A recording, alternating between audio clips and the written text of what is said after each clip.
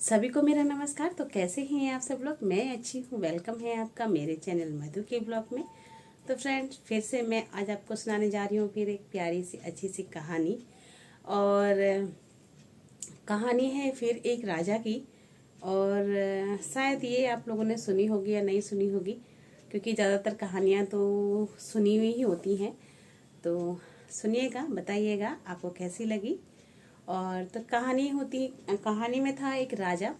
और राजा का जो महल था बहुत ही सुंदर था, बहुत ही प्यारा था। जैसे कि राजा का महल होता ही है, हम लोगों ने कहानियों में पढ़ाई है, सुनाई ही है। तो क्या होता है कि उस जो राजा का महल था वहाँ उनके जो एक वो था, बाग था, जहाँ फल फ्रूट वगैरह लगे थे, वाटिका जिसे कहते हैं। तो सारे के सारे दुनिया भर के फ्रूट्स वहाँ लगे हुए होते थे। बहुत ही सुंदर, बहुत ही देखने लायक वो वाटिका थी। तो वहाँ पर एक अंगूर का गुच्छा भी था। और अंगूर का गुच्छा था तो वहाँ पर क्या होता था कि रोज एक चिड़िया आती थी और अंगूर के दाने खाती थी। और जो कच्चे कच्चे अधपके से जो अंगूर होते थे उन्हें नीचे गिरा देती थी। अक्सर पक्षियों का आपने देखा ही होगा कि वो जितना खाते हैं उससे ज़्यादा वो नीचे बिखेरते हैं। वो तो एक प्रकृति का उनका अपना है ही, हमने भी बहुत देखा होगा, आप लोगों ने भी देखा होगा। तो ऐसे ही करती थी वो चिड़िया। तो वो जो वहाँ के जो माली वगैरह थे वो बहुत परेशान थे कि जो ये चिड़िया आती है फल भी खाती है और साथ में नुकसान भी करती है। उन्होंने क्या करा कि उसको जो पक्षी था, जो चिड़िया थी, उसे पकड़ने की बहुत बहुत कोशिश करी, लेकिन उनके हाथ में वो चिड़िया नहीं आई। तो परेशान होकर जो वहाँ के माली थे वो राजा के पास पहुँच गए कि राजा, जो वाटिका में है एक इस तरीके की एक चिड़िया आती है और वो जितना खाती है उससे कई गुना जो है नुकसान करके चली जाती है। वो हमारी पकड़ में नहीं आ रही है, तो बताइए क्या करना चाहिए। तो राजा बोलते हैं, चलिए मुझे दिखाइएगा कौन सी चिड़िया है, कैसी चिड़िया है जो आप लोगों के हाथ में ही नहीं आ रही है। तो भाई राजा चल दिए बाग की तरफ को। अब देखा उन्होंने, वो चिड़िया बैठी हुई थी और अंगूर के दानों को खा रही थी। कुछ खा रही थी, कुछ गिरा रही थी, कुछ खा रही थी, कुछ गिरा रही थी। तो राजा कहने लगा, हाँ यार, ये तो वाकई में ऐसे ही कर रही है। तो उन्होंने जो है बहुत ही धीमी चाल से जाकर उस चिड़िया को पकड़ लिया। अब जो है चिड़िया परेशान, अब राजा तो उसे मार ही देगा। तो राजा ने जब चिड़िया को पकड़ लिया तो अब चिड़िया को लगा कि बचना तो मुश्किल है, लेकिन क्यों ना प्रयास किया जाए, बचना है ना। अब चिड़िया ने क्या किया, तो राजा से कहा, राजा राजा राजा राजा मुझे मारना मत।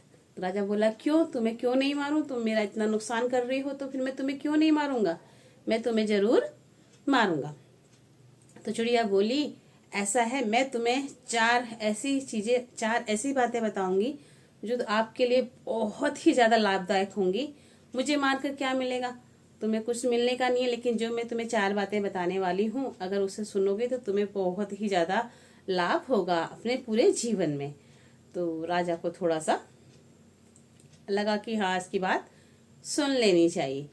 तो चिड़िया ने पहली बात, उसने राजा ने बोला, फटाफट बोलो, मेरे पास इतना टाइम नहीं है कि मैं तुम्हारी सारी बातों को सुनूं और तुम्हारे साथ इस तरीके से यहाँ पर लगा रहूं, मुझे बहुत सारे काम होते हैं। तो ठीक है, अब चिड़िया बोलने लगी, पहली बात कि अपने शत्रु पर कभी भी भरोसा नहीं करना चाहिए, और एक बार अगर वो तुम्हारे हाथ आ जाता है तो उसको नहीं छोड़ना चाहिए। तो राजा बोले, अगली बात। चिड़िया बोली कि दूसरी बात ये है कि अगर कोई आपको किसी बात के लिए किसी ऐसी असंभव बात के लिए बोले जो हो ही नहीं सकती, भाई हर कोई इंसान अगर कोई बात बोलता है तो उसका पता हमें लगता है कि यार ये तो, हाँ ये तो हो सकता है, ये तो जनरल है। कई बातें ऐसी लगती हैं कि जो हमें लगता है कि ये तो बिल्कुल पॉसिबल ही नहीं है, ये तो बिल्कुल ही फेंके जा रहा है। वो वाली बात थी कि कभी भी कोई भी असंभव वाली बात पर विश्वास ना करो। तीसरी बात, राजा ने बोला जल्दी जल्दी बोलो। तो वो बोलने लगे, तीसरी बात ये है कि जब हम किसी चीज को अगर हमें कोई चीज नुकसान हो जाता है या हमने कोई काम गलत कर दिया है तो उसके बाद हमें पछतावा या हमने किसी चीज़ पर विश्वास कर लिया है तो फिर हमें उसके बाद उसके पर पछतावा नहीं होना चाहिए। और राजा बोलने लगा तो ठीक है, चौथी बात बोलो। तो चिड़िया बोली, अरे बाबा रे, मेरे को इतनी जोर से तुमने पकड़ के रखा हुआ है, मेरा तो सांस भी रुक रहा है, मुझे सांस ही नहीं आ रहा, ऐसा लग रहा है कि मैं अगले ही पल मर जाऊंगी। थोड़ी सी मुझे मतलब सांस लेने के लिए तो थोड़ा सा धीरे मतलब वो करो, हल्का सा मतलब छोड़ो, हल्का सा मतलब मुझे सांस लेने के लिए हल्का सा थोड़ा सा मतलब कर दो, ऐसा ढील छोड़ दो। तो राजा बोलता है ठीक है, और राजा ने थोड़ा सा उसे ढील दी और चिड़िया उड़ गई। चिड़िया उड़ गई और चिड़िया बैठ गई जाकर एक मतलब एक डाल पर, मतलब एक पेड़ की टहनी पर बैठ गई। तो राजा देखता रह गया, क्योंकि अब वो राजा के हाथ में आने वाली नहीं थी। तो राजा बोलने लगा कि तुमने चौथी बात भी नहीं बताई और तुम उड़ के चली गई। तो चिड़िया बोलती है, राजा राजा कि राजा, मैं उतनी देर से आपको इतनी सारी बातें बता रही हूँ, इतनी सारी चीजें आपको बता रही हूँ, लेकिन आप उस पर अमल ही नहीं कर रहे हो। मैं इतनी सारी मतलब आपको 3 बातें बता चुकी हूँ, जीवन की बहुत बड़ी सच्चाई वाली बातें आपको बता चुकी हूँ, लेकिन आपका ध्यान कहाँ है? आपका ध्यान तो है ही नहीं। तो राजा बोलता है, ऐसा क्या बता दिया आपने? ऐसा तो मैं क्या बता दिया तुमने, क्या ऐसा बता दिया? तो वो बोलती है कि अपने शत्रु पर विश्वास नहीं करना चाहिए और अपने शत्रु को कभी हाथ में आने के बाद नहीं छोड़ना चाहिए। जो मैंने तुम्हें सबसे पहले बताया वो भी आपने अमल नहीं किया, मुझे छोड़ दिया। दूसरी बात कि फिर वो कहने लगी कि जो है मैं आपको जो है मुझे मतलब यहाँ से जाने दो, बाहर निकलने दो, मुझे किसी तरीके से यहाँ परेशान मत करना। तो मेरे पेट में जो है 2 हीरे हैं। चिड़िया ने क्या कहा, मुझे यहाँ से निकल जाने दो, और अब तो तुमने मुझे छोड़ ही दिया है, मेरे पेट में 2 हीरे हैं। चौथी बात जो बोली चिड़िया ने कि मेरे पेट में 2 हीरे हैं। तो राजा को ये बात सुनकर बहुत ही ज्यादा दुख हो गया कि उसने चिड़िया को छोड़ दिया था, क्योंकि चौथी बात भी अब चिड़िया बता चुकी थी, उसने बोला और वो बहुत ही पश्चाताप उस चीज को करने लगा। तो फिर चिड़िया बोली कि मैंने आपको 4 बातें बताई और चारों में ही आपने कहा कि पहली बात तो ये है कि विश्वास ना करो, आपने उस पर भी विश्वास किया। दूसरी बात था कि हर किसी पर जो है किसी असंभव बात पर जो है वो नहीं करना चाहिए, विश्वास नहीं करना चाहिए कि हाँ ऐसा होगा, किसी के कहने पर हमें हाँ नहीं करनी चाहिए। तीसरी बात ये थी कि मैंने आपसे कहा कि मुझे मेरा दम घुट रहा है, मुझे छोड़ो, आपने मेरे पे भी विश्वास कर लिया।